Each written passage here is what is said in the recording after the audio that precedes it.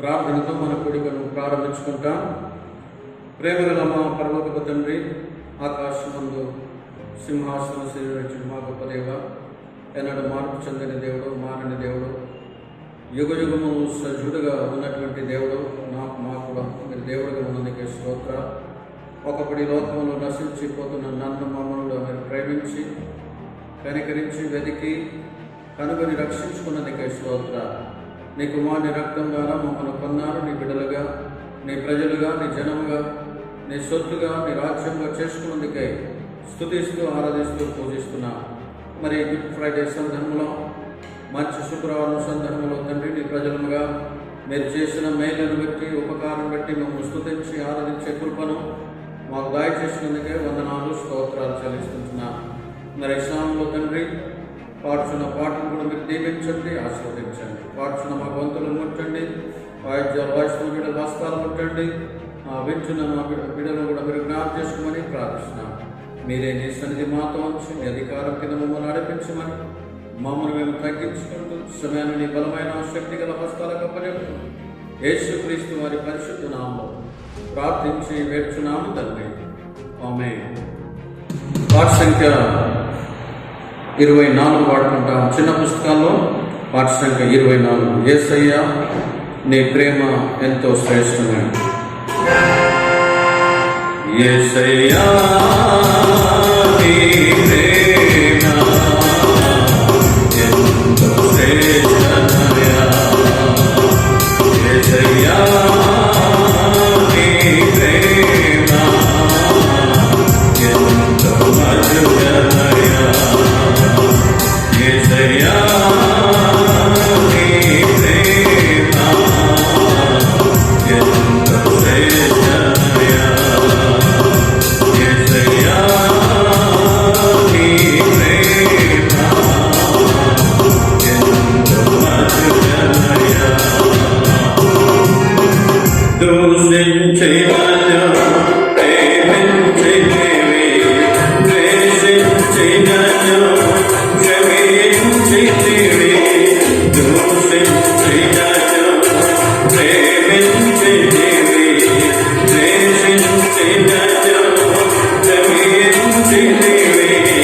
నిందించినను సహాయించితివి,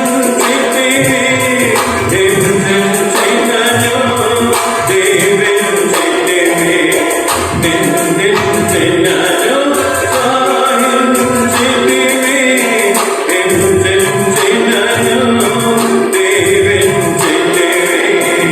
హింసించినను దీవించితివి. హింసించినను దీవించితివి. యేసయ్యా నీ ప్రేమ ఎంతో శ్రేష్టమైనది. యేసయ్యా నీ ప్రేమ ఎంతో శ్రేష్టమైనది. యేసయ్యా నీ ప్రేమ ఎంతో మధురమైనది. యేసయ్యా నీ ప్రేమ ఎంతో మధురమైనది. మనుషుల ప్రేమ గడ్డిలాంటిది, మనుషుల ప్రేమ పువ్వులాంటిది. మనుషుల ప్రేమ గడ్డిలాంటిది, మనుషుల ప్రేమ పువ్వులాంటిది. గడ్డి ఎన్నెలకు వాడును, వాడిపోనిది నీ ప్రేమ. గడ్డి ఎన్నెలకు వాడును, వాడిపోనిది నీ ప్రేమ. వాడిపోనిది నీ ప్రేమ. యేసయ్యా నీ ప్రేమ ఎంతో శ్రేష్టమైనది. యేసయ్యా నీ ప్రేమ ఎంతో మధురమైనది.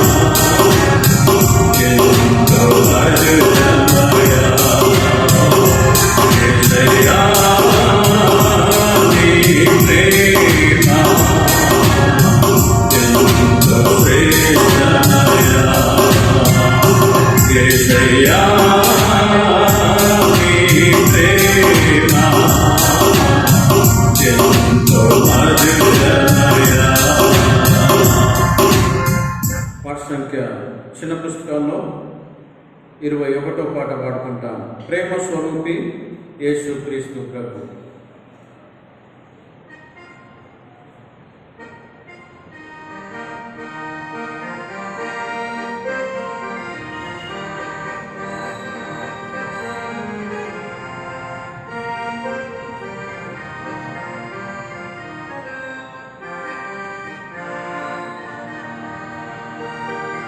ప్రేమ స్వరూపి యేసు క్రీస్తు ప్రభు మనలను ప్రేమించెను. ప్రభువుల ప్రభువు దేవాది దేవుడు నరుడుగా జన్మించెను. ప్రభువుల ప్రభువు దేవాది దేవుడు నరుడుగా జన్మించెను. ఎన్నడూ ప్రేమ యేసయ్యనిది, ఎన్నడూ ప్రేమ యేసయ్యనిది, ఎందరు ప్రేమించితివి. నీ ప్రేమకై నేను మగలను, హల్లెలూయా ఆరాధింతును. నీ ప్రేమకై నేను మగలను,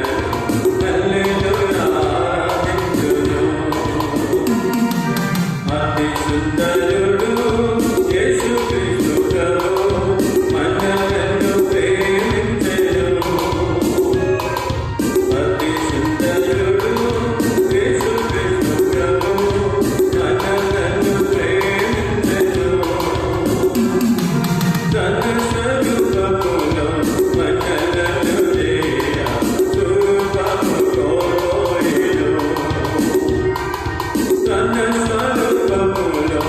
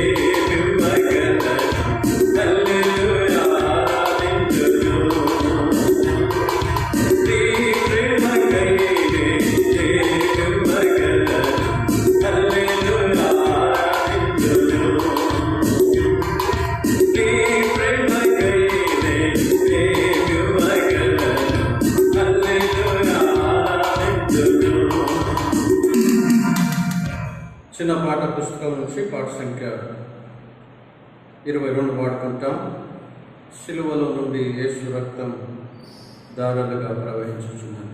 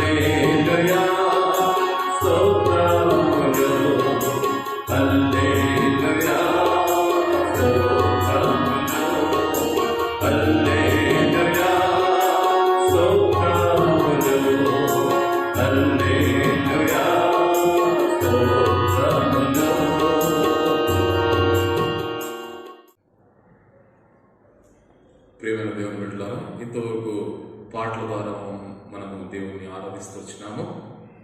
మరి ఈ సమయంలో జీవముల దేవుని వాక్యంలో నుంచి గలతీ రాసిన పత్రిక 6వ అధ్యాయము 14వ వచనం. Galatians chapter 6 verse 14 all together. అందరం కలిసి ఈ భాగం చదువుకుంటాం. గలతీ రాసిన పత్రిక 6వ అధ్యాయము 14వ వచనం. అయితే మన ప్రభు అయిన యేసుక్రీస్తు సిలువయందు తప్ప మరి దేని యందు అతిశయించుట నాకు దూరమవును గాక. దాని వలన నాకు లోకమునకు నేను సిలువ వేయబడి ఉన్నాను. చాలండి. చదువుబడిన జీవముల లేఖన భాగాలు దేవుడు మనందరికీ ఆశీర్వదించినట్లుగా ప్రార్థనలో ప్రభు చూస్తాను. ప్రేమానమ్మకం గల ప్రియ పరలోక తండ్రి, ఘనమైన దేవ, మహోన్నతుడా, మహాగణుడా, పరిశుద్ధుడా, నీ ఘనమైన ఉన్నతమైన నామం బట్టి వందనాలు, స్తోత్రాలు, స్తుతులు చెల్లిస్తూ ఈ యొక్క ఉదయకాల సమయంలో పాటల ద్వారా మేము స్థుతి పొందిన విధానం బట్టి వందనాలు, స్తుతులు చెల్లిస్తూ వస్తున్నాం. తిరిగి ప్రభువా చదవబడిన జీవన లేఖన భాగాలు నా గమనానికి ఆశీర్వదకరంగా స్థిరమని ప్రార్థిస్తున్నా. ఓ గొప్ప దేవ, తత్వ ఆత్మతో సత్యంతో ఆరాధించడానికి కృపను అనుభవిస్తున్నామని నిలబడుతున్న దాసుడు అయోగ్యుడు మట్టివాడని అనుకుంటున్నాను తండ్రి. ఆత్మతో అభిషేకించి ప్రభువా నీ మాటలను విడుదల దాచేస్తున్నామని ప్రార్థిస్తున్నా. ఈ సమయంలో తండ్రి మీరే ఆత్మదేవుడిగా ఉండి నడిపిస్తున్నామని ప్రార్థిస్తూ ప్రతి ఒక్కరు కూడా వాక్యంలో వింటున్న నీ ప్రియ బిడ్డలందరూ కూడా ప్రభువా నీ పరిచర్యలో ఈ యొక్క వీక్షిస్తున్న ప్రజలందరూ కూడా ప్రభువా శ్రద్ధగా వినగలగడానికి కృపను అనుభవిస్తున్నామని నజరేయుడైన యేసయ్య నామములోనే ప్రార్థించి స్తుతించి అడిగి వేడుకొనుచున్నాం తండ్రి. ఆమేన్. ప్రియమైన దేవుని బిడ్డలారా, గలతీ రాసిన పత్రిక 6వ అధ్యాయము 14వ వచనం మనము చదువుకొని ఉంటున్నాం. అపొస్తలుడైన పౌలు తన అనుభవంలో సిలువ యందు తప్ప మరి దేని యందు కూడా నేను అతిశయించను అని తన అనుభవంలో ఈ యొక్క లేఖన భాగాలు రాస్తూ వచ్చినాడు. దేవుని యందు అతిశయించుట, సిలువ యందు తప్ప మరి దేని యందు కూడా తను అతిశయించినట్లుగా మనము చూడము. అపొస్తలుడైన పౌలు తన పరిచర్య దినాల్లో యేసుక్రీస్తు ప్రభు వారి సిలువను మరి తన వీపు పైన మోసుకొని, మరి సిలువ అంటే శ్రమలు, పరిచర్యలో సువార్త ద్వారా వచ్చే శ్రమలు, చెరసాలలో వేయబడిన శ్రమలు, తన జీవితంలో అనేక పర్యములు మరి తనను కొడుతూ వచ్చినారు. ఆ శ్రమలు అవమానపరుస్తూ వచ్చినారు. ఈ అన్ని శ్రమలందు అపొస్తలుడైన పౌలు ఎంతగానో మరి ఆనందిస్తూ వచ్చినాడు, అతిశయిస్తూ వచ్చినాడు. మొదటి అనుభవము అతిశయించడం అయితే రెండో అనుభవము ఆనందించే అనుభవంలో ఉంటూ వచ్చినాడు. ఎవరైనాను మరి నన్ను వెంబడించ కోరిన ఎడల తను తాను ఉపేక్షించుకొని మరి తన సిలువను ఎత్తుకొని నన్ను వెంబడించుకోవాలనే మాట మనం జీవగల లేఖన భాగాల్లో చూస్తాం కదండి. ఎవరైనాను యేసుక్రీస్తు ప్రభుల వారిని వెంబడించాలి అంటే తమ్మును తాను ఉపేక్షించుకొని సిలువను ఎత్తుకొని ఆయనను వెంబడించాలి. ఆ పని, ఆ పరిచర్యను అపొస్తలుడైన పౌలు మరి చేస్తూ వచ్చినాడు. ప్రియులారా, తన జీవితంలో సిలువను ఎత్తుకొని పరిచర్య చేయడం, సిలువ అంటే శ్రమలు, మరి అనేక కష్టాలు, ఇబ్బందులు, ఇరుకులు, శోధనలు, దెబ్బలు అన్నిటినీ తాను అతిశయ కారణముగా తీసుకుంటూ వచ్చినాడు. ఏమాత్రం సిగ్గుపడలేదు. ఆ మాట చెప్పడానికి ఎలాంటి మరి ఆలోచన చేయకుండా తాను నేను అతిశయిస్తున్నాను అని చెప్తున్నాడు. ప్రతి క్రైస్తవుడు కూడా మరి సిలువ యందు అతిశయించే వారిగా ఉండాలి. ఎవరైతే సిలువ యందు అతిశయించే వారిగా ఉంటారో, అపొస్తలుడైన పౌలు యొక్క అనుభవంలోనికి వస్తారో అలాంటి వారు సిలువ యందు ఆనందిస్తారు. ప్రియులారా, రెండవ అనుభవం ఏంటంటే వారు ఆనందించే అనుభవంలో ప్రతి క్రైస్తవుడు ఉండాలి అని దేవుడు సూచిస్తాడు. అయితే అనేకులు ఈ దినము మరి గుడ్ ఫ్రైడే సందర్భంగా కదండి ఏడుస్తూ ఉంటారు, దుఃఖపడతా ఉంటారు, బాధతో ఉంటారు. ఎందుకంటే మరి యేసుక్రీస్తు ప్రభువారు మా కొరకై ఆ కలువరి శిలువలో వేలాడినాడని మరి వారి యొక్క దుఃఖాన్ని తెలియజేసేవారు ఉంటారు. పిల్లల మరి యేసుక్రీస్తు ప్రభు వారు సిలువను మోస్తూ ఒక మాట అంటారు. అనేక స్త్రీలు అక్కడ ఏడుస్తున్నప్పుడు, అమ్మా మీరు నా గురించి ఏడవద్దు, మీ గురించి మీ పిల్లల గురించి ఏడవండి అని అంటాడు. ఈ మాటను మనము జాగ్రత్తగా గమనించాలి. ఎందుకంటే మరి ఆయన ద్వారా, ఆయన గురించి ఏడవడం ద్వారా మనకి ఎలాంటి మరి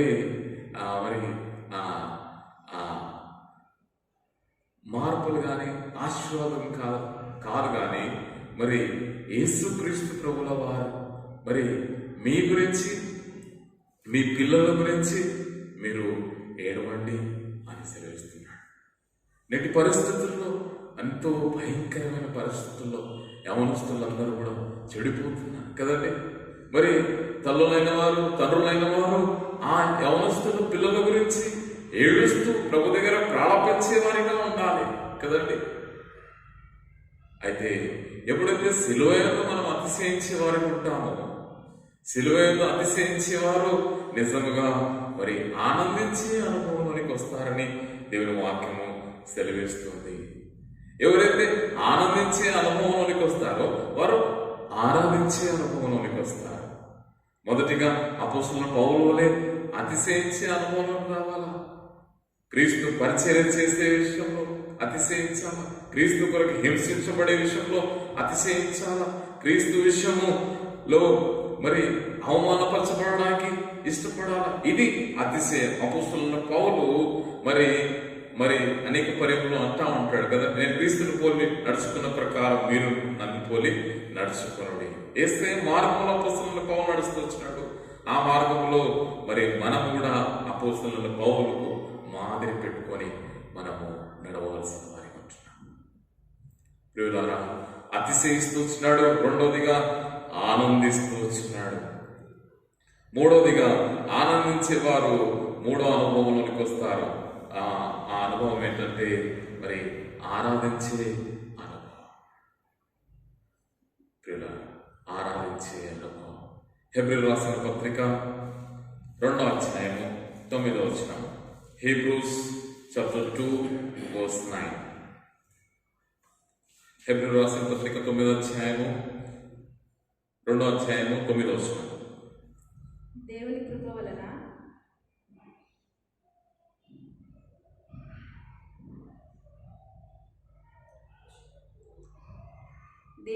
వలన ఆయన ప్రతి మనుష్యుని కొరకు మరణము అనుభవించినట్లు దూతల కంటే కొంచెం తక్కువ వాడుగా చేయబడిన యేసు మరణం పొందినందున మహిమా ప్రభావములతో కిరీటం ధరించిన వానిగా ఆయనను చూచుచున్నాము.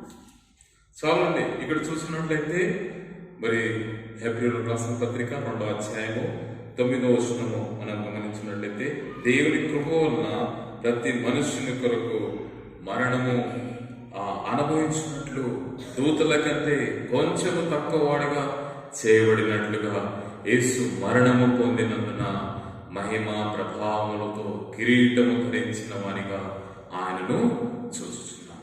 మొదటి అనుభవంలో మనం చూస్తున్నాం, మన పాపముల చేత, మన అపరాధముల చేత యేసుక్రీస్తు ప్రభుల వారిని సిలువకి ఎక్కిస్తూ వచ్చినారు. మరి సిలువకి ఎక్కిస్తున్న సమయంలో ఆయన తలపైన మరి ముళ్ళ కిరీటము ధరించిన వారిగా ఉంటున్నారండి. ధరింపజేసిన వారిగా ఉంటున్నారు. ముళ్ళ కిరీటమును ధరింపజేసిన వారిగా ఉంటున్నాం. మన పాపముల చేత, మన అవిధి చేత, మన దుర్మార్గంతో చేత, మన యొక్క వ్యసనముల చేత. అయితే ఇప్పుడైతే మనము ఏం కిరీటం ధరింపజేస్తున్నామంట? మహిమా ప్రభావములతో కూడిన కిరీటమును యేసుక్రీస్తు ప్రభు వారికి ధరింపజేస్తున్నాం. ఈ యొక్క ఆరాధన యేసుక్రీస్తు ప్రభు వారు కోరి ఉంటున్నారు. జీవగల దేవునికి మొదటిగా మనము ముళ్ళ కిరీటం ధరింపజేస్తూ వచ్చినాము. మరి ఇప్పుడు రక్షించబడిన తర్వాత సిలువ మోయడం మనకు అతిశయ కారణము అయిన తర్వాత మనము ఆనందించే అనుభవంలోకి వచ్చినాం. ఆనందించే అనుభవంలో నుంచి మూడవదిగా ఆరాధించే అనుభవంలోకి వచ్చినాం. అదేమనగా మహిమ ప్రభావములతో కూడిన కిరీటమును మన ఆరాధనల ద్వారా యేసుక్రీస్తు ప్రభుల వారికి మనం ధరింపజేస్తుంటాడు. ఇటు గొప్ప అనుభవములో దేవుడు మనల్ని తీసుకొచ్చినాడు ప్రియులారా. కాబట్టి మరి పునరుత్థాన దినంనే దేవుణ్ణి ఎంతో ఉత్సాహంగా, ఎంతో ఆర్భాటంగా ఆరాధించే వారిగా ఉంటారు. కానీ ఈ గుడ్ ఫ్రైడే రోజు అనేకులు ఆరాధించలేని పరిస్థితుల్లో ఉంటున్నారు ఈరోజు కదండి.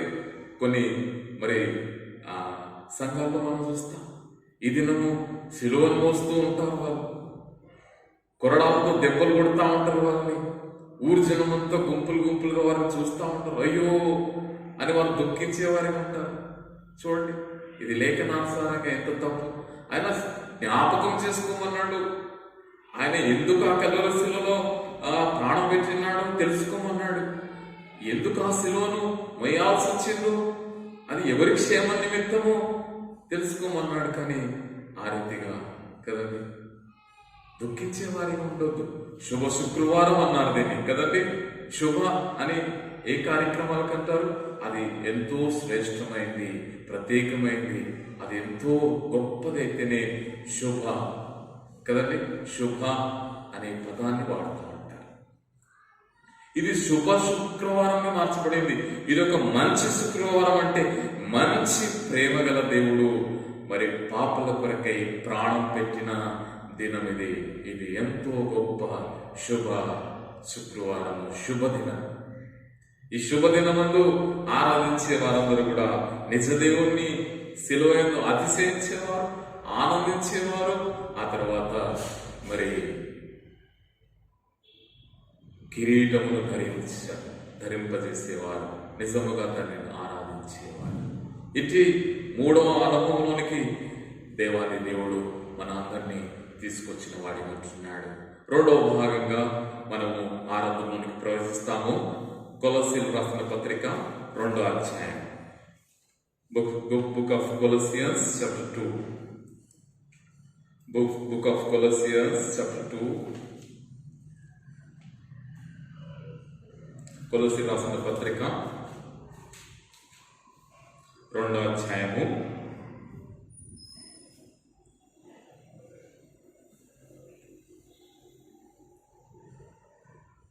13, 14, 15 కలిసి ఉన్నాయండి. మరి 183 అనే నంబర్ కిందనే ఉన్న మాటను మనం చదువుకుంటాము. 183 పేజీ నంబర్ 183, దాని కిందనే ఉన్న మాటను మనం చదువుకుంటాము. మనం ఎందుకు ప్రభుని ఆరాధించాలి అనే అనుభవం మనం చూసినట్లయితే అక్కడ అంటాడు కదా, మన అపరాధములన్నిటినీ క్షమించి. మొదటి అనుభవం, మనం ఎందుకు ప్రభుని ఆరాధించాలి? మన అపరాధములన్నిటినీ కూడా ఆయన క్షమించిన వాడిగా ఉంటున్నాడు. అంటే ఈ క్షమాపణ ఎక్కడి నుంచి వచ్చింది అంటే, ఈ క్షమాపణ ఎక్కడి నుంచి ఉద్భవించింది అని మనం చూసినట్లయితే ఇది సిలువలో నుంచే ఉద్భవించింది. ఇది సిలువలో ఉద్భవించిన మాటగా ఉంటుంది క్షమాపణ. ఇది ఎంతో శ్రేష్టమైంది ప్రియులారా. ఈ క్షమాపణ ఎంతో శ్రేష్టమైంది. ఈ క్షమాపణ ప్రభు అయిన యేసు క్రీస్తు ద్వారానే మనకు కలుగుతుంది. ఈ క్షమాపణ ప్రభు అయిన యేసు క్రీస్తు ద్వారానే ఆ యొక్క సిలువలో నుంచి ఉద్భవించిన మాటగా మనం చూస్తూ వస్తుంటున్నాం. సిలువ మరణం ద్వారా ఉద్భవిస్తూ వచ్చింది ఈ మాట కదండి. అక్కడ యేసుక్రీస్తు ప్రభు వారిని సిలువ పైన ఎంతో హింసిస్తూ, బాధపరుస్తూ, కొరడాలతో కొడుతూ, మేకులతో కొట్టి, ఆకాశానికి భూమికి మధ్యలో వేలాడదీసినప్పుడు యేసుక్రీస్తు ప్రభు వారు అన్న మాట, తండ్రి వీరేమి చేయుచున్నారో వీరెరుగరు కనుక వీరిని క్షమించు అంటూ వచ్చిన. నిజానికి వారికి తెలియదా వారు ఏం చేస్తున్నారు? ఎంతటి గొప్ప క్షమాగుణం ప్రభు అయిన యేసుక్రీస్తు వారు కలిగి ఉన్నారు ప్రియులారా. చూసినట్లయితే మనం అర్థం చేసుకోవచ్చు. మన అపరాధములన్నిటినీ కూడా ఆయన క్షమిస్తూ వచ్చినాడు. The forgiveness to our sin born in the death. కాబట్టి ఆయన మరణంలో నుంచి, ఆయన సిలువలో నుంచి ఉద్భవించుతూ వచ్చిన మాట, మన అపరాధములన్నిటినీ క్షమించి. కాబట్టి ప్రియులారా, ఉదయకాల సమయంలో మనమందరం కూడా ఆరాధించడానికి చేరుచిన మన అపరాధములన్నిటినీ కూడా ఆయన క్షమించిన. ప్రభువా, నా అపరాధములను క్షమించినావు తండ్రి, అందుకే నీకు వందనాలు చెల్లిస్తూ వస్తున్నాను తండ్రి అని మనం స్తుతించి ఆరాధించే బదులుగా ఉంటున్నాం. రెండవదిగా మనం చూసుకున్నట్లయితే ఇది కొలస్సీయులకు రాసిన పత్రిక 1వ అధ్యాయము 22వ వచనం. తన సన్నిధిని పరిశుద్ధులుగాను నిర్దోషులుగాను నిరపరాధులుగాను నిలువబెట్టుటకు ఆయన మాంసయుక్తమైన దేహమందు మరణం వలన ఇప్పుడు మిమ్మును సమాధానపరచెను. చాలండి, ఆయన మాంసయుక్తమైన దేహమందు మరణం వలన ఇప్పుడు మిమ్మల్ని సమాధానపరిచారు. రెండోదిగా మనము ఎందుకు దేవుని ఆరాధించాలంటే, మరి ఆయన మరణం వలన ఇప్పుడు మిమ్మల్ని సమాధానపరిచారు. శ్రేష్టమైన మాట సమాధానము కదండి. లోకంలో శాంతి, నెమ్మది, సమాధానం లేక ఎక్కడెక్కడో మరి వెతుకుతున్న వారిగా ఉన్నారు. ఎంతో క్రయమును లేకపోతే ఎంతో డబ్బును వారు వృధా చేసుకుంటున్న వారిగా ఉంటున్నారు ఈ సమాధానం కొరకు. అయితే యేసుక్రీస్తు ప్రభువారు ఆయన మరణం వలన మనకు గొప్ప సమాధానం దేవుడు మనకు అనుగ్రహిస్తూ వచ్చాడు. మరి ఇంకొక విధానంగా మనం ఆలోచిస్తే, మరి ఈ సమాధానము మరి కదండి మరి ఈ సమాధానం గురించి మనము ఆలోచించినట్లయితే, ఈ సమాధానము దేవునికి మనకును మరి సమాధానం లేని వారిగా ఉంటున్నాం. ఎప్పుడో ఒక వ్యక్తికి సమాధానము ఉండదు. ఇక్కడ దేవునికి మానవునికి ఎందుకు సమాధానం లేదు అని మనం చూసినట్లయితే, మన పాపమును బట్టి మన హృదయంలో మనము పాపము లక్ష్యము చేయడం వలన ప్రభువైన యేసుక్రీస్తు పట్ల విరోధ భావం మనం కలిగి ఉన్నాము. అంటే సమాధానం లేదు, మనకు దేవునితో సమాధానం లేదు మొట్టమొదటిగా మన జీవితాల్లో. అందుకోసమే శాంతి లేక మనము బ్రతికిన వారిగా ఉంటున్నాము.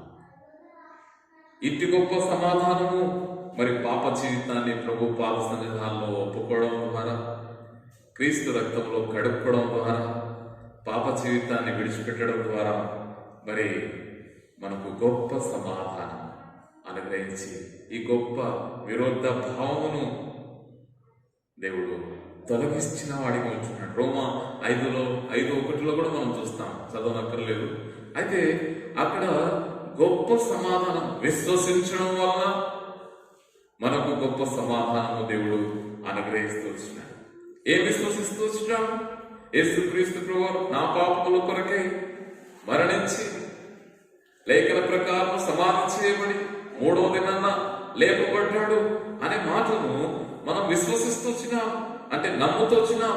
నమ్మడం వలన ప్రభువైన యేసుక్రీస్తు పైన ఉన్న విరోధ భావము మనకు తొలగించబడుతూ వచ్చింది. ఇది సమాధానంలో ఉన్న రెండో అనుభవం. మొదటి అనుభవము గొప్ప సమాధానం ఇస్తూ వచ్చినాడు. ఆ అనుభవం ఎట్లా వచ్చిందంటే, మనకు ప్రభువైన యేసుక్రీస్తు పైన ఉన్న విరోధ భావమును తొలగిస్తూ వచ్చినాడు. కేవలం అది మన పాపములను బట్టే, పాపము లక్ష్యము చేయడం ద్వారా దేవుని పైన మనం విరోధులుగా ఉన్నాం. ఎప్పుడైతే ఈ విరోధ భావం తొలగించబడుతూ వచ్చిందో, పాప జీవితాన్ని మనం యేసు రక్తంలో కడుక్కుంటూ వచ్చినామో, అప్పుడు దేవునికి మనకును సమాధానము కలుగుతూ వచ్చింది. అప్పుడే యేసు నామమున మనం ప్రార్థన చేయడం, యేసు నామమున మరి అన్ని విషయాలను ప్రభు దగ్గర అడగడము, సంతోషంగా సమాధానంగా అన్ని పొందుకోవడం జరుగుతుంది. అందుకోసమే ఏ వ్యక్తిలో అయితే పాపం ఉంటుందో వాడు ప్రార్థన చేయడు, ప్రార్థన చేసేవాడు పాపం చేయడు, పాపం చేసేవాడు ప్రార్థన చేయడు. ఎందుకంటే ఈ రెండింటి మధ్యలో ఏం కోల్పోతున్నామంటే సమాధానము కోల్పోతున్నాం. ఉదాహరణ మనం గ్రహించినట్లయితే చూసినట్లయితే తల్లిదండ్రులు పిల్లలు ఉంటారు కదండి. ఏదైనా వారు చేయరాంది చేసినప్పుడు వారు వారి ఇరుగురు మధ్యలో ఏం కోల్పోతారంటే సమాధానాన్ని కోల్పోతారు, భార్య భర్త మధ్యలో కదండి.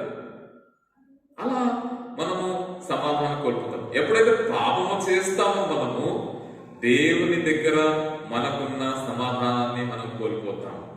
ఈ విషయాలను ఎందుకు చెప్తున్నానంటే ప్రియులారా, మనం గ్రహించాలా సమాధానం అంటే ఏంటి. ఎట్టి గొప్ప సమాధానము యేసుక్రీస్తు ప్రభు వారి మరణం ద్వారా మనకు కలుగుతూ వచ్చింది. ఎంతటి గొప్ప ఆధిక్యత. ఈ దినము ప్రభుని ఆరాధించడానికి వచ్చిన మనము మొదటి అనుభవం మనం చూస్తూ వచ్చినాం. మొదటిగా మన అపరాధములను క్షమించినాడు, అందుని బట్టి మనం దేవుని ఆరాధించాలా. రెండవదిగా మనం చూసినట్లయితే మరణం వలన ఇప్పుడు మనకు గొప్ప సమాధానాన్ని అనుగ్రహిస్తూ వచ్చినాడు. He made peace by the blood in his cross. కాబట్టి ఆయనను సమాధానం అనుగ్రహించినందుకు రెండవదిగా మనము ఆరాధించబద్ధులమై ఉంటున్నాం. మూడవదిగా చూసుకొని మనము ఆరాధనలోనికి ప్రవేశిస్తాం ప్రియులారా. ఇదే కొలస్సీలకు రాసిన పత్రిక 2వ అధ్యాయము 13, 14, 15 కలిసి ఉన్నాయి. అయితే చివరి నుంచి మూడవ లైన్ మనకు విరోధముగాను నుండిన పత్రము మేకులతో సిలువకు కొట్టి. మనకు విరోధముగా నుండిన పత్రము మేకులతో సిలువకు కొట్టి అనే మాటను మనం ఇక్కడ గమనిస్తాం ప్రియులారా. మరి మనకు విరోధముగా నుండిన పత్రము ఏంటి? పత్రము మేకులతో సిలువకు కొట్టి అనే మాటను మనం చూస్తాం. మనకు విరుద్ధంగా నుండిన పత్రము మేకులతో సిలువకు కొట్టి. ధర్మశాస్త్రము ఏం సెలవిస్తుంది? పత్రము యేసుక్రీస్తు ప్రభు వారు సిలువకు మేకులతో కొట్టినారట. ధర్మశాస్త్రం ఏం సెలవిస్తుందంటే పాపము చేయువాడు ఏం చేయబడాలా? మరణానికి పాత్రుడు, రాళ్లతో కొట్టబడాలా, రాళ్లతో కొట్టబడి చంపాలా. ధర్మశాస్త్రము పాపము చేయు వ్యక్తులకి మరి పెట్టిన శిక్ష. మరి మనం చూస్తాము రాజుల ఆజ్ఞలు, రాజుల పరిపాలనలో వారు చేసే ఆజ్ఞలు లేకపోతే వారు తీసుకొచ్చే నిబంధనలు, నియమాలు ఎంతో వారు మరి స్ట్రిక్ట్ గా వాటిని అమలు చేసేవారు. ఒక్కసారి అమల్లోకి వచ్చిన ఏ ఆజ్ఞనైనా మరి వెనక్కి తీసుకోవడానికి లేదు. అట్లాంటిది ఇప్పుడు ధర్మశాస్త్రము ఒక పాపికి ఏం నియమిస్తూ వచ్చిందంటే పాపము చేయు ప్రతి వాడు కూడా మరణానికి పాత్రుడు కదండి. మనం చూస్తాం, వ్యభిచారం చేత పట్టబడిన స్త్రీని యేసుక్రీస్తు ప్రభు వారి దగ్గరకు తీసుకొచ్చినారు. యేసుక్రీస్తు ప్రభు వారి దగ్గరకు తీసుకొచ్చినప్పుడు యేసుక్రీస్తు ప్రభుల వారితో అడిగినారు, అయ్యా మరి ఈమె వ్యభిచారం చేస్తూ పట్టబడుతూ వచ్చింది, మరి ఈమెను ఏం చేయాలి? మేము ధర్మశాస్త్రం అయితే సెలవిస్తుంది, రాళ్లతో కొట్టి చంపేయాలి. ప్రేమను దేవుని బిడ్డలారా, పాపము చేయు ప్రతివాడు మరణానికి పాత్రుడు. అట్టి ధర్మశాస్త్రాన్ని, అట్టి శాసనాన్ని మరి యేసుక్రీస్తు ప్రభువారు శిలువ పైన మేకులు కొట్టడం ద్వారా ఆయన పత్రాన్ని తొలగిస్తూ వచ్చాడు. రోమీయులకు రాసిన పత్రిక 10వ అధ్యాయం 4వ వచనం చదవండి ఒకసారి. రోమీయులకు రాసిన పత్రిక 10వ అధ్యాయం 4వ వచనం. విశ్వసించు ప్రతివానికి నీతి కలుగుటకై క్రీస్తు ధర్మశాస్త్రమునకు సమాప్తి అయి ఉన్నాడు. మరి ఇంగ్లీష్ లో మనం చూసినట్లయితే ఈ మాటను Christ had put an end to long. ఈ యొక్క ధర్మశాస్త్రాన్ని ఆయన మరి నెరవేర్చడానికి, ధర్మశాస్త్రం నుంచి ఇక పాపం యొక్క మరణం నుంచి విమోచించడానికి ఆయన వచ్చిన వాడిగా ఉంటున్నాడు. హెబ్రీయులకు రాసిన పత్రిక 9వ అధ్యాయము, Hebrews chapter 9 verse 16. Hebrews chapter 9 verse 16. హెబ్రీయులకు రాసిన పత్రిక 9వ అధ్యాయము 16వ వచనం చదవండి ఒకసారి. మరణ శాసనం ఎక్కడ ఉండునో మరణ శాసనం ఎక్కడ ఉండునో అక్కడ మరణ శాసనము రాసిన వాని మరణము అక్కడ మరణ శాసనము రాసిన వాని మరణము అవశ్యం. మరణ శాసనం ఎక్కడ ఉండునో అక్కడ మరణ శాసనము రాసిన వాని మరణము అవశ్యం. అంటే మరణము ద్వారానే ఆ యొక్క ఆజ్ఞను లేకపోతే ఆ యొక్క భయంకరమైన పరిస్థితి తొలగించబడతారు. ఆ తర్వాత 17వ వచనంలో కూడా అంటాడు చూడండి, ఆ శాసనము రాసిన వాడు మరణము పొందితేనే అది చెల్లును. అది రాసిన వాడు జీవించుచుండగా అది ఎప్పుడైనా చెల్లునా. చాలండి, చూసినారా? ఆ శాసనము రాసిన వాడు మరణం పొందితేనే అది చెల్లును. ఇప్పుడు చెల్లిపోయింది. ధర్మశాస్త్రం యొక్క భయంకరమైన మరణం నుంచి విడిపించడానికి ఆయన నా పాపముల నిమిత్తమై మరణమవుతూ వచ్చినాడు. ఈ ఉదయకాల సమయంలో ప్రభువును ఆరాధించవలసిన నీవు నేను ఈ విషయాలను మనం గ్రహించాలి. ఎంతో తేటగా ఆయన ఈ యొక్క మాటలను రాస్తూ వచ్చినాడు కదండి. మనకు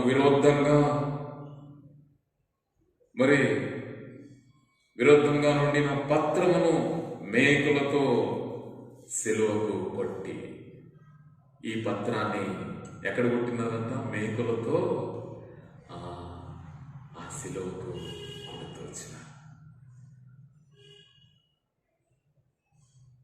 కాబట్టి ఇట్టి గొప్ప దేవుణ్ణి, ఇటు సజీవమైన దేవుణ్ణి, ఇటు ప్రేమ కలిగిన దేవుణ్ణి ఆరాధించడానికి వచ్చిన మనము అపోస్తలుడైన పౌలు అనుభవాన్ని మనం చూస్తూ వచ్చినాం. ఏంటి అనుభవము? సిలువైందే అతిశయించుట. ఎవరైతే సిలువైందో అతిశయిస్తారో వారు ఆనందిస్తారు. ఏం ఆనందం అది? పరలోకపు ఆనందం.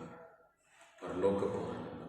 ఎవరైతే ఇట్టి గొప్ప పరలోకపు ఆనందం యొక్క అనుభవంలో ఉంటారో వారు ప్రభుని ఆరాధించేవారి ఉంటారు. ఆరాధించడం ద్వారా వారు ఎలాంటి కిరీటాన్ని ధరింపజేస్తారంట? యేసుక్రీస్తు ప్రభువుల వారికి మహిమా కిరీటం. ఇంకా నువ్వు పాపములో ఉంటే నువ్వు ముళ్ళ కిరీటంనే ధరింపజేస్తున్నావు. యేసు రక్తంలో కడగబడిన వారందరూ కూడా సిలువ యొక్క అతిశయిస్తూ ఉంటారు. సిలువ యొక్క అతిశయించేవారు ఆనందించే అనుభవంలోకి వస్తారు. ఆనందించేవారు ఆరాధించే అనుభవంలోకి వస్తారు. వారు ఆరాధించడం ద్వారా యేసుక్రీస్తు ప్రభు వారికి ఆ మహిమ ప్రభావములతో కూడిన కిరీటాన్ని ధరింపజేస్తూ ఉంటారు. ఇది మొదటి భాగంలో మనం చూస్తూ వచ్చినాం.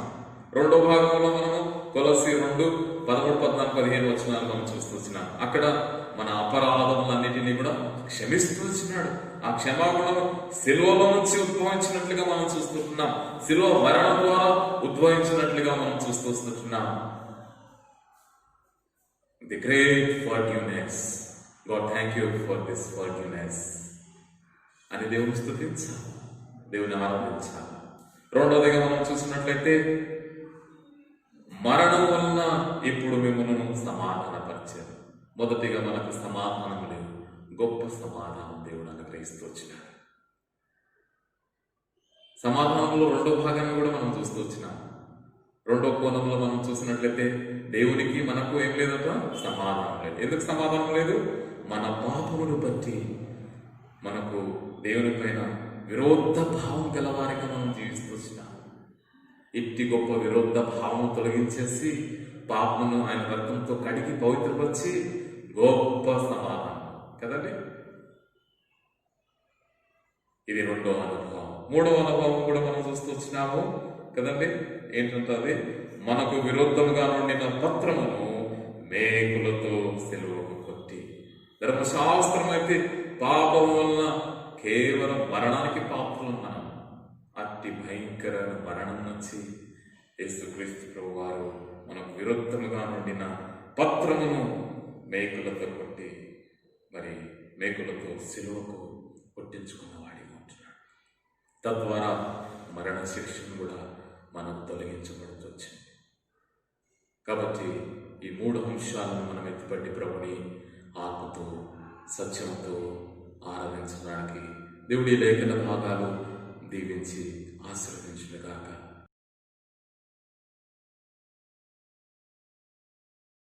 ఇంతవరకు మరి ఆరాధన వాక్యం విన్నాం.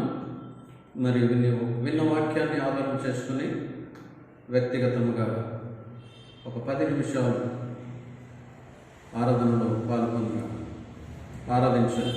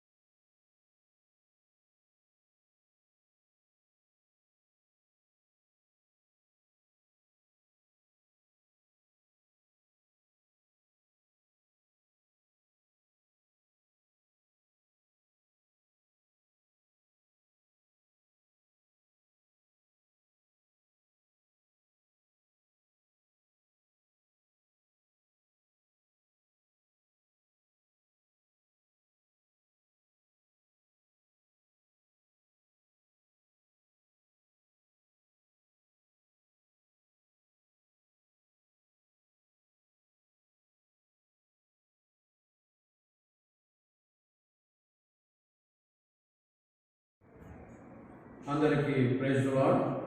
మరి ఈ గుడ్ ఫ్రైడే సందర్భంలో మనము రెండవ వర్తమానం విందాం. కాబట్టి పరిశుద్ధ గ్రంథం నుంచి యెషయా గ్రంథం 57వ అధ్యాయం 5వ వచనం మనం చదువుకుంటాం. పరిశుద్ధ గ్రంథం బైబిల్ నుంచి యెషయా 53వ అధ్యాయం 5వ వచనం చదువుకుంటాం. మన అతిక్రమములను బట్టి అతడు గాయపరచబడెను, మన దోషములను బట్టి అతడు నలగగొట్టబడెను, అతడు పొందిన దెబ్బల చేత మనకు స్వస్థత కలుగుచున్నది. అదే సమయంలో యోహాను సువార్త 3వ అధ్యాయం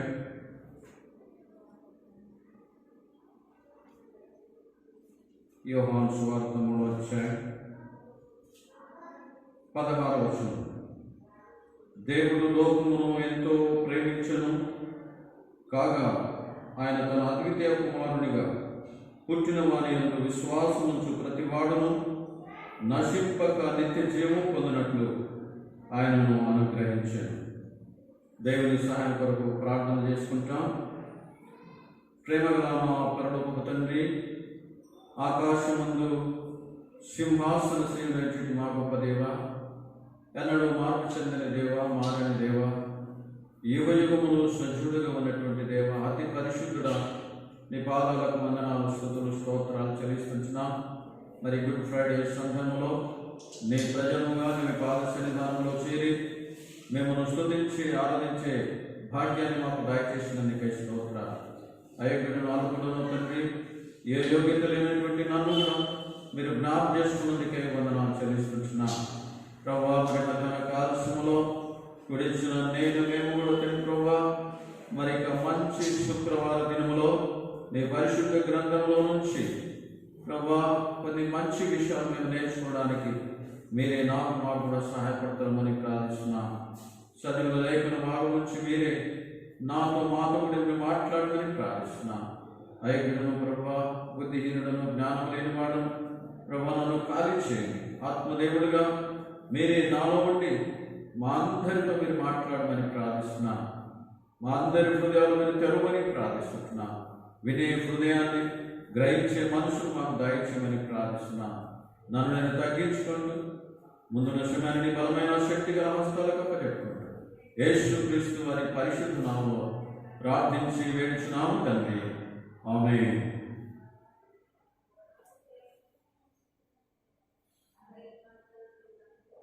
మరి మధ్యాహ్న కాలశంలో మరి ప్రపంచమంతా కూడా గుడ్ ఫ్రైడే ఆచరిస్తున్నటువంటి ఈ గొప్ప దినం. మరి దేవుడు, దేవాతి దేవుడు, సర్వాధికారం కలిగినటువంటి దేవుడు ఈ లోకమును ప్రేమించి తన ఏకైక కుమారుని పంపించి ఈ భూలోకములో 33.5 సంవత్సరాలు జీవించి మనకు మాదిరిగా వచ్చి అదే సమయంలో ఈ లోక పాపములన్నిటి కొరకై, ఈ లోకంలో ఉన్నటువంటి ప్రతి మానవుని పాపముల కొరకై యేసుక్రీస్తు ప్రభువారు శిలువలో మన కొరకై గాయం పొంది, మన కొరకై అవమానం పొంది, మన కొరకై దూషించబడి, నిందించబడి, తిరిగి శిలువలో మరణించి సమాధి చేయబడి తిరిగి లేచిన. కాబట్టి ఇది మంచి దేవుడు మరణించిన దినం. అదండి ప్రభువైన యేసుక్రీస్తు వారు ఈ ప్రపంచంలో ఉన్నటువంటి వారందరిలో ఆయన మంచివాడని మనకు పరిశుద్ధ గ్రంథం ద్వారా రుజువు చేయబడుతున్నారు. ఈ లోకంలో ఎందరో మహానుభావులు జన్మించినారు, జీవించినారు, చనిపోయినారు. కానీ వారి సంగతి, ఎవరి సంగతి కూడా మరి సోమవారం మొదలుకొని ఆదివారం వరకు ఏ మంచి దినమని చరిత్రలో లేదు. ప్రభువైన యేసుక్రీస్తు వారు మాత్రమే మరి ఆయన జన్మించి, ఆయన జీవించి, ఆయన మరణించినటువంటి దినం. అది ఈ గుడ్ ఫ్రైడే, మంచి శుక్రవారం. ఎందుకంటే ప్రభువైన యేసుక్రీస్తు వారు మరణం అది ప్రపంచానికే మంచి మరణం, అందరి మంచి కొరకే మరణించినటువంటి దినం. అందుకొరకే అది మంచి శుక్రవారంగా అందరూ కూడా పిలువబడుతున్నాం. కాబట్టి ఈయన మంచి దేవుడు. మనం చూస్తాం ఇక్కడ యోహాను సువార్త 3:16 దేవుడు లోకమును ఎంతో ప్రేమించెను. ఎందుకంటే కింద 2వ లైన్ 3వ లైన్లో చూస్తాం, ప్రతి వాడును నశింపక నిత్య జీవం పొందినట్లు ఆయనను అనుగ్రహించాను. ప్రతి వాడు కూడా ఎవరైతే విశ్వాసం ఇస్తారో, ప్రభు అయిన యేసునందు విశ్వాసం వచ్చి ప్రతి వాడును నశింపక నిత్య జీవం పొందినట్లు ప్రభు అయిన యేసుక్రీస్తు వారిని తండ్రి అయిన దేవుడి లోకానికి పంపించిన వాడుగా ఉంటున్నాడు. కాబట్టి ప్రభు అయిన యేసుక్రీస్తు వారు మంచి దేవుడు. ఈ లోకంలో మానవుల పాపముల కొరకే ఎవరు కూడా రక్తం కాచలేదు, మానవుల పాపముల కొరకే ఎవరు కూడా చనిపోలేదు, ఎవరు కూడా ఇంతగా ప్రేమించలేదు. అయితే ఈ ప్రపంచంలో మానవులను ప్రేమించిన వాడు, మానవుల కొరకే శిక్ష అనుభవించిన వాడు, మానవుల పాప శిక్షనంతా కూడా భరించిన వాడు అంటే ప్రపంచంలో కేవలము ప్రభు అయిన యేసుక్రీస్తు వారే. అందుకొరకే క్యాలెండర్లో జనవరి మొదలుకొని డిసెంబర్ వరకు మంచి రోజు ఉన్నదంటే అది ఒకటే, గుడ్ ఫ్రైడే. కాబట్టి ఈ మంచి శుక్రవారంలో కుడించిన నేను కూడా యేసు ప్రభు జీవితం ద్వారా ఆ మంచిని మనం తెలుసుకొని ఆ మంచి లక్షణాలు కలిగి మన మిగిలిన జీవితంలో ఈ భూలోకములో భయంకరమైన లోకములో, అంధకార లోకములో, మంచిది లేనటువంటి లోకములో నేను కూడా ఆ క్రీస్తుని పోలి మంచి వారుగా జీవించాలని ఈ మధ్యాహ్న కాల సమయంలో దేవుని వాక్యం ద్వారా మనం నేర్చుకుంటాం. కాబట్టి ఈ మంచి దేవుని గురించి విన్నప్పుడు దేవుడు ఒక దేశానికి కొరకు మరణించలేదు, ఒక ప్రజల కొరకు మరణించలేదు, ఒక జాతి కొరకు మరణించలేదు, ఒక కులం కొరకు మరణించలేదు, కానీ లోకమంతటి కొరకు, అంటే లోకంలో ఉన్నటువంటి ప్రతి మానవుని. అందుకొరకే యోహాను సువార్త 3:16 చూస్తాం, దేవుడు లోకమును ఎంతో ప్రేమించాడు. లోకంలో ఉన్న ప్రతి మానవుని, నిన్ను నన్ను అందరినీ, చిన్నవారిని పెద్దవారిని, ధనవంతులను పేదవారిని అందరినీ ప్రేమించినటువంటి దేవుడు. ఎంత మంచి దేవుడు అండి! ఏ భేదము లేనంత అందరూ పాపం చేసి దేవుడు అనుగ్రహించి మహిమను పొందలేకపోతున్నారు. కాబట్టి అందరినీ దేవుడు సమానంగా ప్రేమించినాడు. కాబట్టి అందరికీ సమానమైన గాలి, అందరికీ సమానమైనటువంటి వర్షం, అందరికీ సమానమైనటువంటి ఎండను, సమానమైనటువంటి కాలములను దేవుడు అందరినీ ప్రేమిస్తున్నాడు. అందుకొరకు అంటాడు, నా యొద్దకు వచ్చువాన్ని నేనేమాత్రము త్రోసివేయనటువంటి దేవుడు. ఎంత ఘోర పాపినైనా, ఎంత దుర్మార్గుడైనా, ఏ దుర్మార్గుడు కూడా నశించడం దేవునికి ఇష్టం లేదని తాను సాక్ష్యం చెప్తున్నాను. కాబట్టి మధ్యాహ్న కాలశంలో మంచి శుక్రవారం, మంచి దేవుడు. కాబట్టి మాటలు విన్నప్పుడు ఈ చిన్న పాటల పుస్తకాల్లో ఒక పాటను రాయడానికి దేవుడు కృపనిచ్చిన ఆ పాట మీకు పాడి వినిపించాలని ఆశ కలిగి ఉన్నాను. ఈ చిన్న పత్రికమైన సియోను పాట పుస్తకం నుంచి పాట సంఖ్య 159 చిన్న కోరస్ ఉన్నది, అది వినిపించాలని ఆశ కలిగి ఉన్నాను. మంచివాడు మంచివాడు నా దేవుడు, చాలా చాలా మంచివాడు.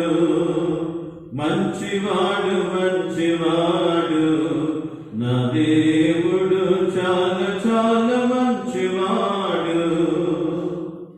కన్న తండ్రి కన్నా, కన్న తల్లి కన్నా, కన్న తండ్రి కన్నా, కన్న తల్లి కన్నా, బంధువుల కన్నా, స్నేహితుల కన్నా, బంధువుల కన్నా, స్నేహితుల కన్నా మంచివాడు మంచివాడు నా దేవుడు, చాలా చాలా మంచివాడు. మంచివాడు మంచివాడు నా దేవుడు, చాలా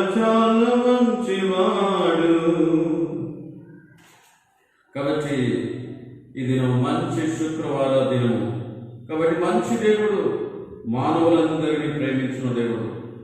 మానవులందరి కొరకై శ్రమలు అనుభవించినాడు, మానవులందరి కొరకై నిందలు అనుభవించినాడు, మానవులందరినీ ప్రేమించినాడు. కాబట్టి ఆ ప్రేమ గురించి మనం యెషయా గ్రంథంలో చూస్తాం. యెషయా గ్రంథం 53వ అధ్యాయంలో దేవుని ప్రేమ ఎలాంటిదో అక్కడ మనము చూస్తాం. యెషయా గ్రంథం 53వ అధ్యాయం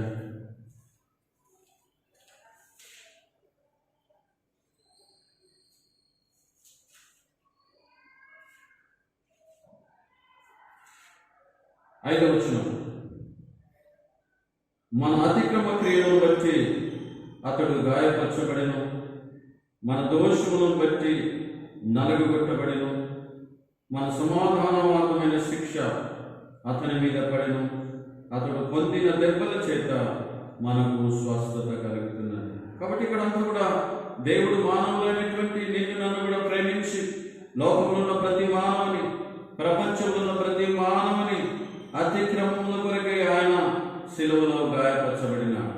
ఏ ఒక్కరి కొరకు కాదు, ఏ ఒక్క దేశం కొరకు కాదు, ఏ ఒక్క కులం కొరకు కాదు, ఏ ఒక్క జాతి కొరకు కాదు, ప్రపంచంలో ఉన్నటువంటి ప్రతి మానవుని దేవుడు ప్రేమించినాడు. లోకంలో ఉన్నటువంటి ప్రతి మానవుని ప్రేమించి ప్రతి మానవుని యొక్క అతిక్రమ క్రియలను బట్టి అతడు గాయపరచబడినాడు. ప్రతి మానవుని యొక్క దోషమును బట్టి అతడు శిలువలో నలగగొట్టబడినాడు. ప్రతి మానవుని యొక్క సమాధానమైన శిక్ష అతని మీద పడెను. అయితే అతడు పొందిన దెబ్బల చేత మనకు స్వస్థత కలుగుచుంటున్నాడు. శరీర స్వస్థత కాదు, ఆత్మ స్వస్థత. ఆత్మరోగముతో, పాపరోగముతో, అరకాలములకు తన వరకు ఏమాత్రము స్వస్థత లేనటువంటి మానవుని దేవుడు ప్రేమించినాడు. పాపరోగములు మరణిస్తే నిత్య నరకం ఉంది. కాబట్టి పాపము నుండి విడిపించడానికి, పాప రోగాన్ని బాగు చేయడానికి, మన రోగాన్ని బాగు చేయడానికి ప్రేమ గల దేవుడు శిలువలో పొందిన గాయములు, ఆయన పొందిన గాయముల ద్వారా మనకు స్వస్థత. చూశారు, నిన్ను నన్ను కూడా స్వస్థపరచాలంటే యేసు ప్రభు మన పాపముల నిమిత్తమై శిలువలో గాయం దెబ్బలు పొందవలసిన.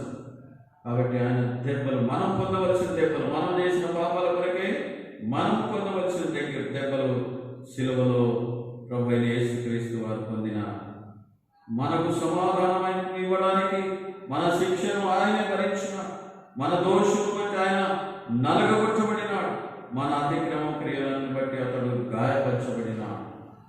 చూశారు, తన కొరకు, తన కుటుంబం కొరకు కాదు, తన అన్నదమ్ముల కొరకు కాదు, తన బంధువుల కొరకు కాదు, కానీ నీ కొరకు, నా కొరకు, మనందరి కొరకు, లోకంలో ఉన్నటువంటి మనందరి కొరకు, మనందరి అతిక్రమ క్రియలను బట్టి ఆ ప్రేమగల దేవుడు గాయపరచబడినాడు. మనందరి దోషుల కొరకు అతడు నలగగొట్టబడినాడు. ఎంత ప్రేమ! అందుకని దేవుడు లోకాన్ని ఎంతగానో ప్రేమించినాడు. లోకంలో ఉన్నటువంటి నిన్ను నన్ను ప్రేమించి మనకు బదులుగా మనం పాపములకు, మన అధికారులకు పొందవలసిన గాయములను ఆయన పొంది, మన దోషం బట్టి ఆయన నలగొట్టబడి, ఆయన తృణీకరించబడి, విసర్జించబడినటువంటి వాడుగా, చూడనొందని వానిగా అయినాడు. కాబట్టి అందుకొరకే నిన్ను నన్ను ప్రేమించిన వారు ఎవరైనా ఉన్నారంటే మొదటి స్థానం ప్రభు అయిన యేసుక్రీస్తు వారు మనలను ప్రేమించినటువంటి మంచి దేవుడు. కాబట్టి అందుకొరకే మంచి శుక్రవారం ఇది కదండి. కాబట్టి మంచి దేవుడు మంచి ప్రేమను మన ఎడల చూపించి మనలను రక్షించడానికి ఆ శిలువలో తను తాను బలిగా అర్పించుకున్నాడు. ఇంకొక మాట కూడా మనం చూసుకుంటాం. మత్తయి సువార్త 27వ అధ్యాయం, మత్తయి సువార్త 27వ అధ్యాయం 29వ వచనం చదువుకుంటాం. మత్తయి సువార్త 27వ అధ్యాయం 29వ వచనం. ముళ్ళ కిరీటమును అల్లి ఆయన తలపై పెట్టి ఒక రెల్లు ఆయన కుడి చేతిలో నుంచి ఆయన యొక్క మోకాళ్ళని యూదుల రాజ్యం నీకు శుభమని ఆయనను అపహాసించిరి. ఆయన మీద ఉమ్మి వేసి ఆ రెల్లును తీసుకొని దానితో ఆయనను తల మీద కొట్టి చూశారు. కాబట్టి నేను నన్ను ప్రేమించి మన తలంపులు చేసినటువంటి పాపముల కొరకే ఆయన తలలో ముండ్ల కిరీటమును పెట్టించుకోవడానికి ఇష్టపడినాడు. చూశారా, నేను కూడా తలంపులతో చేసిన పాపాల కొరకే ఆయన ముండ్ల కిరీటం, మన చేతులు చేసిన పాపాల కొరకే ఆయన చేతుల్లో మేకులు కొట్టించుకున్నాడు. మన పాదములు ఇష్టమైనటువంటి మార్గంలో నడిచినటువంటి మన పాదములు చేసిన పాపముల కొరకే ఆయన పాదములలో మేకులు కొట్టించుకున్నాడు. ఇవన్నీ కూడా ఇష్టపూర్వకంగా ప్రేమించి మన చేతులు చేసిన పాపాల కొరకే ఆయన చేతుల్లో గాయం, మన పాదములు చేసినటువంటి పాపముల కొరకే ఆయన కాళ్ళలో మేకులు, మన తలంపులతో చేసిన పాపముల కొరకే ఆయన ముండ్ల కిరీటం. ఎంత ప్రేమగల దేవుడు! ఆయన ముండ్ల కిరీటం పొందినాడు. మనకైతే తన బిడ్డలకు, తన ప్రజలకు నీతి కిరీటాన్ని, జీవ కిరీటాన్ని, విలువైనటువంటి కిరీటాన్ని, మహిమ కిరీటాన్ని మన కొరకు ఉంచాడు కదండి. మనకు నీతి కిరీటం ఇవ్వడానికి, మనకు జీవ కిరీటం ఇవ్వడానికి ఇష్టపడి తానేమో ముళ్ళ కిరీటాన్ని పొందిన పెద్ద ప్రేమ గల దేవుడు కదండి. ఇంతగా ప్రేమించిన అందుకొరకు ఎంత మంచి దేవుడు. కాబట్టి ఈ దేవుడు చాలా చాలా మంచివాడు కదండి. కాబట్టి రెండవదిగా మనం చూస్తాం లూకా సువార్త 23వ అధ్యాయం. లూకా సువార్త 23వ అధ్యాయం 39వ వచనం.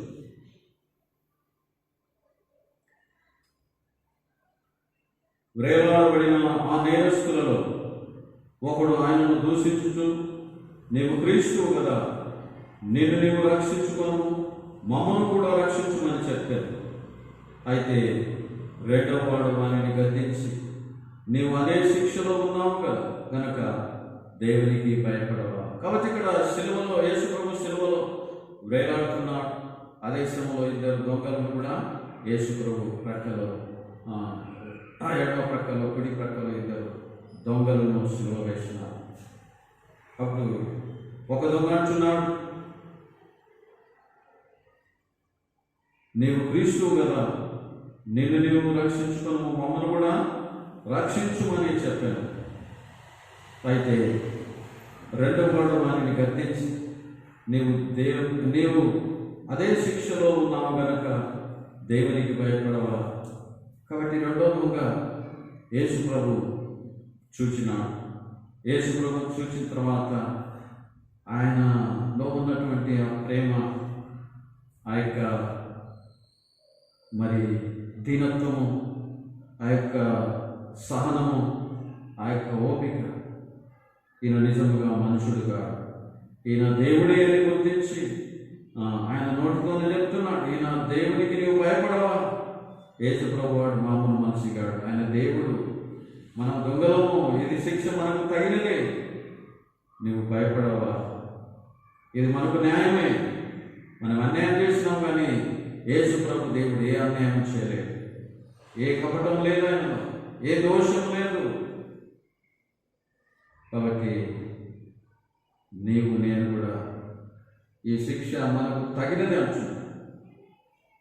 కాబట్టి మధ్యాహ్న కాల సమయంలో ఇద్దరు దొంగలు వారు నేను కూడా పరీక్షించవలసిన విషయాలు కొన్ని ఉన్నాయి కదండి. మొదటి దొంగ వలె మనం అనేక సార్లు దేవుడిని పరీక్షిస్తాం, లేకపోతే ఎదుటి వారిని పరీక్షిస్తాం, మన ప్రక్క వారిని పరీక్షిస్తాం, వారి పక్క వాళ్ళ లక్ష గుణాలు పరీక్షిస్తుంటాం, విమర్శిస్తుంటాం, తీర్పు తీస్తుంటాం. అయితే మనకు మనము తీర్పు తీర్చుకోం, సరి చేసుకో. దేవుడి వాక్యం ఏం చెప్తున్నానంటే, నీవు పరీక్షించుకో. మొదట నీ కంటిలో ఉన్న దూలము తీసివేసుకుంటే నీ ఎదుటి వారిని నలుసును సులువుగా నీవు తీసేసుకుంటాను. అయితే మొదటి దొంగ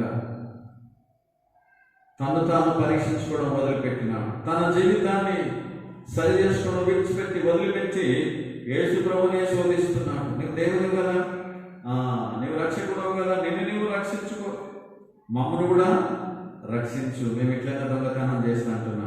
చూశారు. అయితే రెండో దొంగ మాత్రం ఆ ప్రభువును చూసి పశ్చాత్తాపపడిన వాడిగా ఉంటున్నాడు. ఓ నిజంగా ఇది మనకు తగినది, మరి మనం చేసిన వాటికి తగిన ఫలము పొందుచున్నాము, కానీ ఈయన ఏ తప్పిదమునో చేయలేదని చెప్పి ఆయనను చూచి, యేసు నీవు నీ రాజ్యములోనికి వచ్చినప్పుడు నన్ను జ్ఞాపకం చేసుకోమని చెప్పాను. చూశారు. కాబట్టి సిలువలో దొంగ సమయాన్ని సద్వినియోగం చేసుకున్నాడు, హృదయాన్ని సరి చేసుకున్నాడు. పాపములో నశించి నిత్య నరకానికి వెళ్లకుండా ఆ చివరి క్షణంలో తను తాను సరి చేసుకొని పరలోక రాజ్యాన్ని సంపాదించుకున్నాడు. దేవునితో పరదేశంలో ఉండడానికి అర్హుడుగా అయిపోయాడు. కాబట్టి మధ్యాహ్న కాలశంలో వాక్యం ఇచ్చిన నేను కూడా మనల్ని మనము సరి చేసుకోవాలి. రెండో దొంగ వలె మనకు న్యాయమే, ఆయన మనల్ని మనం సరి చేసుకొని, ప్రభువా నేను పాపిని, ఇది నాకు తగినది అని ఎప్పుడైతే పశ్చాత్తాపంతో మన జీవితాన్ని సరి చేసుకొని ఆ ప్రభువును వేడుకొచ్చామో నిజంగా ప్రభుతో కూడా ఉండే భాగ్యాన్ని దేవుడు మనకిస్తాడు. కాబట్టి మన జీవితంలో అనేకమైనటువంటి గుడ్ ఫ్రైడేలు, ఈ మంచి శుక్రవారాలు వెళ్ళిపోతున్నాయి. ఈ మంచి సంగతులు వింటున్నాం, మంచి యేసు ప్రభు యొక్క శుభ్రాలు మనం వింటున్నాం, కానీ మనం పరీక్షించుకొని సరి చేసుకుంటలేదు. మనం ఇతరులను పరీక్షించుకుంటాం, లేకుంటే దేవుణ్ణే శోధించేవాడు ఉంటాం. ఆ విధంగా ఉంటే మనకేం ప్రయోజనం లేదు. రెండవ దొంగ వలె మనలను మనం పరీక్షించుకొని మనను మనం సరి చేసుకొని మనము పశ్చాత్తాపడి పాపాలు ఒప్పుకొని యేసు ప్రభువును హృదయంలో చేర్చుకొని పరలోక రాజ్యాన్ని స్వాతంత్రించుకోవాలన్నదే మరి ఇద్దరు దొంగల ద్వారా, ఈ రెండవ దొంగ ద్వారా మనం నేర్చుకుంటున్నాం కదండి.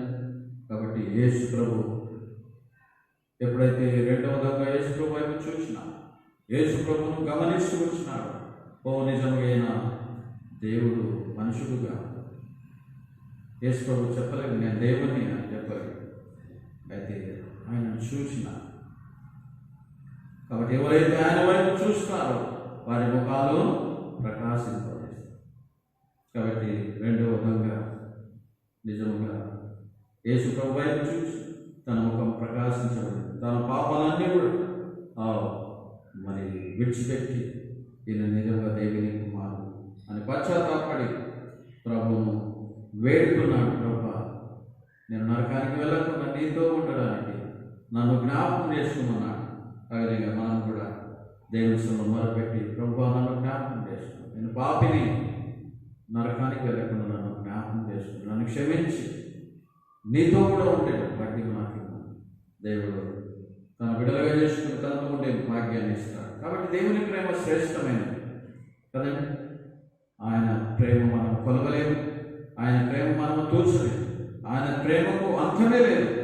ఎందుకంటే సిలువలో ఆయన జన్మించిన మొదలుకొని జీవితంలో మరణించే వరకు కూడా దేవుడు ప్రేమిస్తూనే ఉన్నాడు. సిలువలో కూడా ప్రేమిస్తున్నాడు. అదే 23వ అధ్యాయం, లూకా సువార్త 23వ అధ్యాయం 34వ వచనం చూస్తాం. యేసు తండ్రి వీరేమి చేస్తున్నారో వీరెరుగరు గనుక వీరిని క్షమించుమనెను. చూశారు. సైన్యము, రోమ సైన్యము కొడుతున్నారు, ఉమ్ముస్తున్నారు, గుద్దుతున్నారు, కిరీటాలు పెట్టారు, ముళ్ళకరు కాళ్ళ చేతుల్లో మేకులు వచ్చారు. దేవుని కుమారుడు అయితే దిగిరమ్మన్నారు, అవమానపరిచినారు, హేళన చేసినారు. అయినా కూడా యేసు ప్రభు వారిని ఏం అనలేదు. ఇవన్నీ గమనిస్తున్న దొంగ హృదయాన్ని కదిలించబడి ఈయన ఒక్క మాట కూడా అంటలేదు. ఈయన మనిషిగా చూశారు. కాబట్టి సిలువలో కూడా చక్కటి మాదిరికరమైనటువంటి పాఠము నీకు నాకు నేర్పించిన తండ్రి వీరేమి చేయుచున్నారు వీరెరుగరు కనుక వీరిని క్షమించే మనసు. సిలువలో కూడా క్షమించే మనసు దూషించిన వారిని క్షమించినాడు, హింసించిన వారిని క్షమించినాడు, అవమానపరిచిన వారిని క్షమించినాడు, అందరినీ క్షమించినాడు. కాబట్టి మధ్యాహ్న కాలశ్రమలో నీవు నేను కూడా క్రీస్తు లాంటి మనసు, క్షమించే మనసు, దూషించిన వారిని క్షమించిన, హింసించిన వారిని క్షమించిన. నువ్వు రక్షించబడి, నేను రక్షించబడి ఎంతో కాలమైంది. ఎంతమందిని క్షమించినా, దూషించిన వారిని, ఎంతమందిని హింసించిన వారిని క్షమించిన. అందుకొరకు మత్తయి సువార్త 5వ అధ్యాయంలో చూస్తా, దేవుడు వాగ్దానం ఇచ్చినాడు, కొండ మీద ప్రసంగంలో నా నిమిత్తం జనులు మిమ్మల్ని హింసించి, నిందించి, అబద్ధముగా చెడ్డ మాటలలో పలుకున్నప్పుడు నేను ధన్యులు. కాబట్టి నేను కూడా ధన్యులుగా ఉండాలంటే క్రీస్తు వలె క్షమించాలి. క్రీస్తు మీరు క్షమించడాన్ని వదిలేయలేదు, కానీ ఆయన ప్రాక్టికల్గా క్రియలతో కూడి చూపించాడు మనకు. నేను శ్రమలలో, హింసలలో, దూషించిన, నిందించిన, కొట్టిన, మోసిన అందరినీ కూడా నేను క్షమించినాను. కాబట్టి మీరు కూడా క్షమించండి. పరిశుద్ధ గ్రంథం అంతా కూడా సారాంశం ఏమంటే, నిన్ను వలె నీ పొరుగువాన్ని ప్రేమించు. మనం పొరుగువాన్ని ప్రేమించాలి, తోటి వారిని ప్రేమించలేకపోతున్నాం. కాబట్టి మంచి శుభ్రాంలో నేను కూడా మంచి దేవుని జ్ఞాపకం చేసుకుంటూ, ఆ మంచి సుగుణములు, దేవుళ్ళు ఉన్నటువంటి సుగుణములు, అద్భుతమైనటువంటి సుగుణములు కదండి. క్షమించేవారు, హింసించి, నిందించి, దూషించి వారిని నేను కూడా అబద్ధంగా చెడ్డ మాటలలో వారు ఉన్నదా? అలాంటి మనసు నేను కూడా కలిగి ఉండాలని దేవుడు మనకు మాదిరి చూపించినాడు. కాబట్టి ప్రభువైన యేసుక్రీస్తు వారి ప్రేమ చాలా శ్రేష్టమైనటువంటి ప్రేమ. కొరింథీయులకు రాసిన పత్రికలు మనం చూస్తాం. 1 కొరింథీ 13వ అధ్యాయం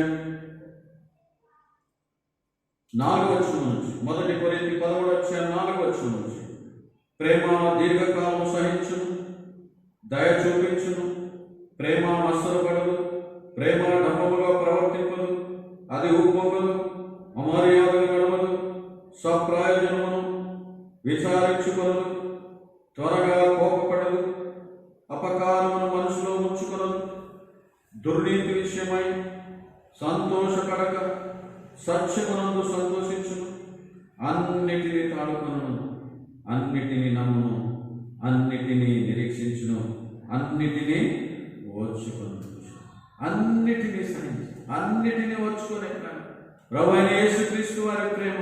ఈ ప్రపంచంలో ఇలాంటి ప్రేమ మనకెక్కడ దొరకదు, ఎక్కడ కనబడదు. కేవలము ప్రభువైన యేసుక్రీస్తు వారి శిలువలో ఈ ప్రేమ చూస్తారు. ఎలాంటి ప్రేమ? శ్రేష్టమైన ప్రేమ.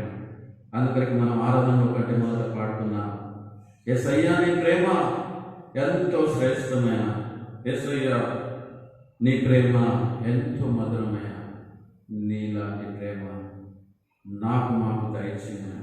ఎన్నో గుడ్ ఫ్రైడేలు చేసుకుంటున్నాం, కానీ ఈ ప్రేమ లేని వారం ఉన్నాం. కాబట్టి ఏమైపోతున్నాయి? సంఘాలు చీలిపోతున్నాయి, కుటుంబాలు చీలిపోతున్నాయి, సహోదరులు చీలిపోతున్నారు, నెమ్మది లేదు, సమాధానం లేదు. అందుకొరకే కోర్టులకు వెళ్ళిపోతున్నా, పోలీస్ స్టేషన్లకు వెళ్ళిపోతున్నా.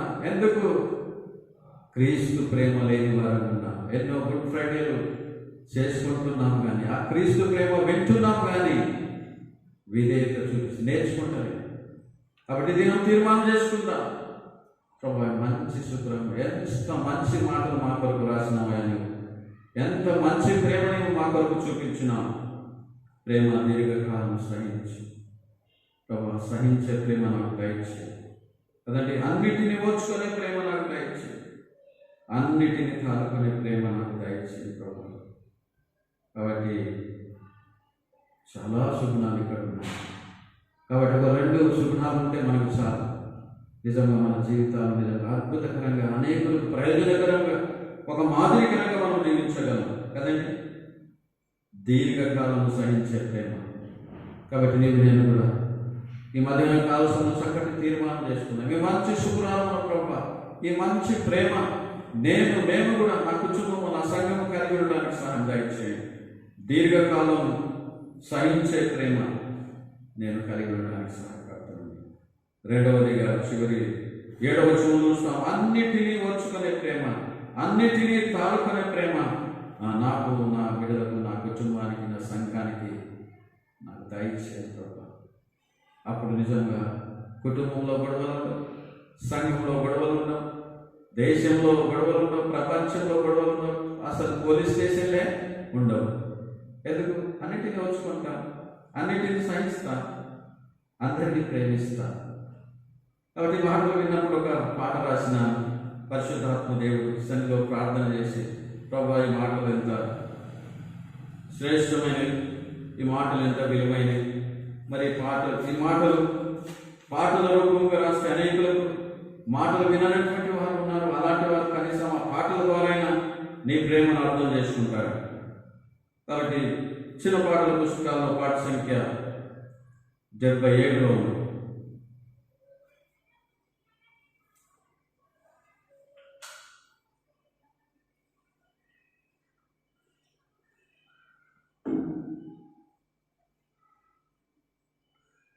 దాన్ని క్షమించండి. చిన్న పాటల పుస్తకాల్లో పాట సంఖ్య 77లో 2వ చరణం మాత్రం వాడతాను.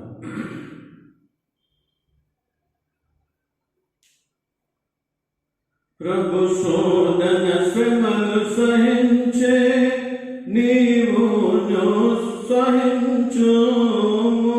ప్రభు శోధన శ్రమలు సహించే నీవును సహించుము. ప్రభు నిన్ను క్షమించెను, నీవందరినీ క్షమించు. ప్రభు నిన్ను క్షమించెను, నీవును క్షమించుము. ప్రభు నిన్ను ప్రేమించెను, నీవందరినీ ప్రేమించు. ప్రభు నిన్ను ప్రేమించెను, నీవందరినీ ప్రేమించు. పరిపూర్ణుడవగుటకు నీవు కోరినాయెడల నేడు, పరిపూర్ణుడవగుటకు నేడు. కాబట్టి దేవుడు ప్రభువైన యేసుక్రీస్తు వారు శోధన శ్రమలు సహించినాడు. అయితే నీవు నేను కూడా సహించడానికి ప్రభు మాదిరికరంగా చూపించాడు శిలువలో. ప్రభు నిన్ను క్షమించినాడు, నీవును క్షమించు. ప్రభు నిన్ను ప్రేమించినాడు, నీవందరినీ ప్రేమించు. కాబట్టి ఎప్పుడైతే క్రీస్తు ప్రేమను నీవు నేను కలిగి ఉంటానో ఈ భూలోకంలో అనేకులకు మాదిరికరంగా దేవునికి మహిమకరంగా జీవిస్తాను. కాబట్టి గుడ్ ఫ్రైడే దినంలో చక్కటి దేవుని ప్రేమ, క్రీస్తు ప్రేమ, మంచి శుక్రవారం ఆ క్రీస్తు ప్రభు మరి అన్నిటినీ సహించినాడు. నీవు నేను కూడా అన్నిటినీ సహిస్తాను. క్రీస్తు ప్రభు వారు అందరినీ క్షమించినాడు. శిలువలో కొట్టిన వారిని, దూషించిన వారిని, హింసించిన వారిని. అయితే నీవు నేను కూడా క్షమించేవారు ఉంటారు. చివరిగా అందరినీ ప్రేమించినాడు, అంతం వరకు ప్రేమించినాడు, మరణం వరకు ఆయన ప్రేమిస్తూ వచ్చినాడు కదండి. మరణం వరకు ప్రేమిస్తూ ఉన్నాడు. అందుకని మొదటి యోహాను పత్రికలో వచ్చాడు, యేసు ప్రభు దేవుడు ప్రేమ స్వరూపి, ప్రేమ లేని వాడు దేవుని ఎరగడు. నువ్వు దేవుని ఎరిగినావు అనుకుంటున్నావు కానీ నీలో ప్రేమ లేదు. ఏమి ప్రేమ? లోక సంబంధమైన ప్రేమ ఉన్నది కానీ క్రీస్తు ప్రేమ నీవు నేను కలిగి ఉండాలి. ఎప్పుడైతే క్రీస్తు ప్రేమ కలిగి వచ్చామో నిజంగా మనం ఎక్కడ వెళ్ళినా అనేకులకు సమాధానం పరిచయం అనుకుంటాం. క్రీస్తు ప్రేమతో నీవు నేను కూడా నింపబడాలని క్రీస్తు ప్రభు వారి శిలువలో ఆ శ్రేష్టమైనటువంటి ప్రేమ మనకు చూపించిన అన్నిటినీ సహించే ప్రేమ, అన్నిటినీ ఓర్చుకునే ప్రేమ, అందరినీ క్షమించే ప్రేమ, అందరినీ ప్రేమించే ప్రేమ కదండి. కాబట్టి ఈ మధ్యాహ్న కాలశంలో మంచి శుక్రవార దినంలో క్రీస్తు ప్రేమను నీవు నేను కూడా కలిగి ఉండడం ద్వారా మనకు మేలు, మన కుటుంబానికి మేలు, మన సంఘానికి మేలు, మన దేశానికి మేలు చేసిన వారమైనా. కాబట్టి ఈ పరిశుద్ధాత్మ దేవుడు ఈ మధ్యాహ్న కాలశంలో ఈ మొదటి కొరింథీ 13వ అధ్యాయంలో ఉన్నటువంటి శ్రేష్టమైనటువంటి ప్రేమ ఈ ప్రత్యేకమైనటువంటి ప్రేమ, ప్రభు అయిన యేసుక్రీస్తు వారి ప్రేమ నీవు నేను కూడా కలిగి ఉండాలని దేవుడు కోరుతున్నాడు. కాబట్టి ఈ ప్రేమ ఇది నిజమైనటువంటి ప్రేమ, ఇది క్రియలతో కూడినటువంటి ప్రేమ. కాబట్టి నీవు నేను కూడా ఈ ప్రేమను కలిగి ఉండడం ద్వారా నిజంగా అనేకులను మేలు చేసిన వారమవుతాం. కాబట్టి చివరిగా ఒక మాట చూసుకుని మనం మరి ప్రార్థన చేసుకుంటాం. యోహాను సువార్త 4వ అధ్యాయం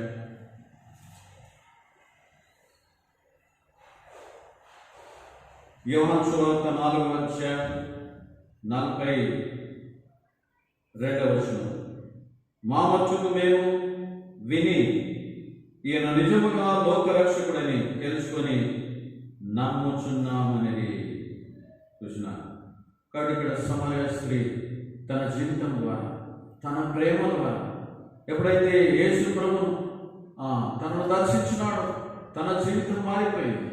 తన పాపపు గుండెను వదిలిపెట్టి తన గ్రామంలోనికి వెళ్ళి దేవుడు తన జీవితంలో చేసిన కార్యాన్ని తాను తెలియజేస్తూ వచ్చిన అయ్యలారా, అమ్మలారా, ఆ గ్రామస్తులారా, ఓ ఆ యేసు ప్రభు, ఆ మెస్సయ్య నా జీవితంలో చేసినటువంటి కార్యాలన్నీ కూడా నాతో చెప్పిన, నేను చేసినవన్నీ కూడా నాతో చెప్పిన వారిని ఒకసారి చూడరండి.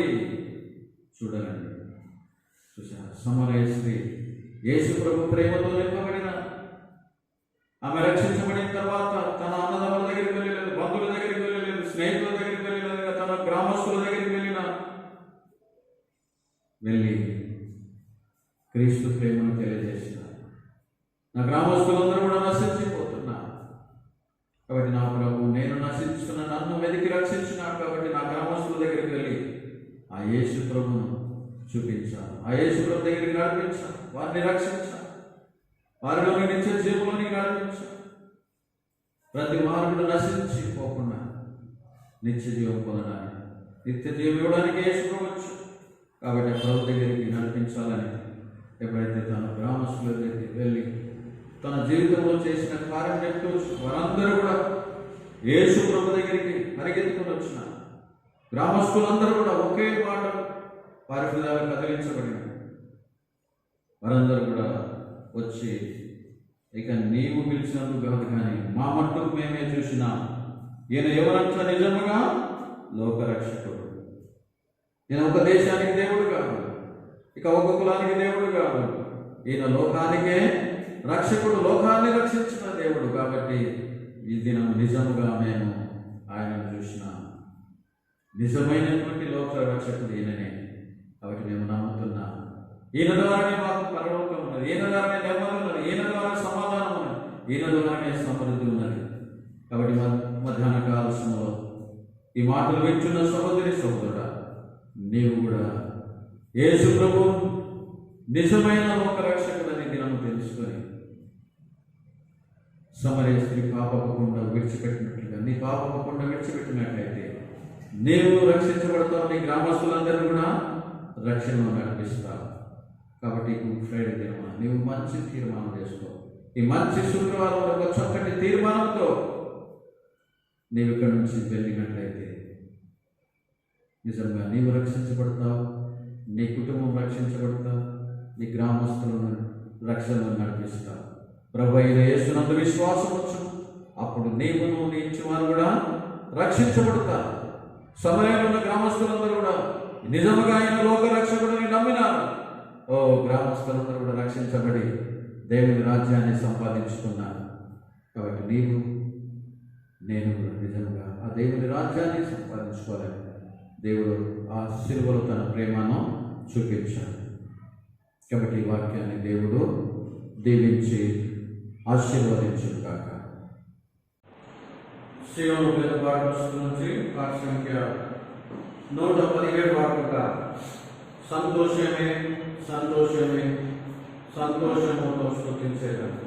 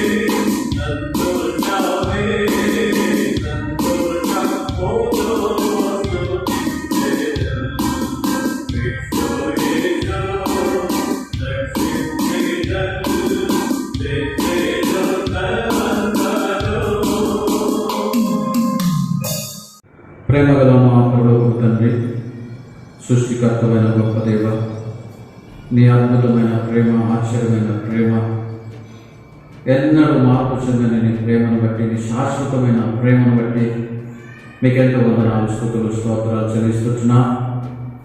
ఈ దినం తండ్రి ప్రత్యేకంగా మంచి శుక్రవార సంఘములో ప్రభుని బిడ్డలమైన మేము మీ పాద సన్నిధానంలో నీ మెల్లని స్వరాన్ని వినడానికి, నీ జీవం గల మాటలు వినడానికి ఇచ్చిన సమయాన్ని, తరుణాన్ని బట్టి స్తోత్రాలు. ప్రభువా, మీరు నిజముగా లోక రక్షకుడని సమరయంలో ఉన్నటువంటి ప్రజలు, గ్రామస్తులందరూ కూడా తెలుసుకొని నమ్మి విశ్వాసం వచ్చి నీ కొరకు జీవించగలిగిన, ఈ విధంగా ప్రభు శిలువలో మీరు చూపిన నీ ప్రేమను బట్టి వందనాలు చెల్లిస్తున్న, దీర్ఘకాలం సహించే ప్రేమ, అన్నిటినీ ఓర్చుకునే ప్రేమ, అందరినీ క్షమించే ప్రేమ, అందరినీ ప్రేమించే ప్రేమ, మేము కూడా కలిగి ఉండడానికి మాకందరూ కూడా సహాయపడుతున్నాను. యేసుక్రీస్తు వారి పరిశుద్ధ నామములో ప్రార్థించి, స్తుతించి, ఘనపరిచి వేడుచున్నాము తండ్రి. ఆమేన్. చివరి ఆశీర్వాదాలతో కూడికను ముగించుకుంటాము. మన పరలోకపు తండ్రి యొక్క ప్రేమయు, రక్షకుడైన యేసుక్రీస్తు కృపయు, పరిశుద్ధాత్మ అన్యోన్య సహవాసం కుడిచిన నిబిడలందరికీ, లోకమంతా చదివిన సకల పరిశుద్ధులు ఇప్పుడును సదాకాలం తోడైనను గాక. ఆమేన్. దేవుని బిడ్డలందరికీ కూడా ప్రైజ్ ది లార్డ్.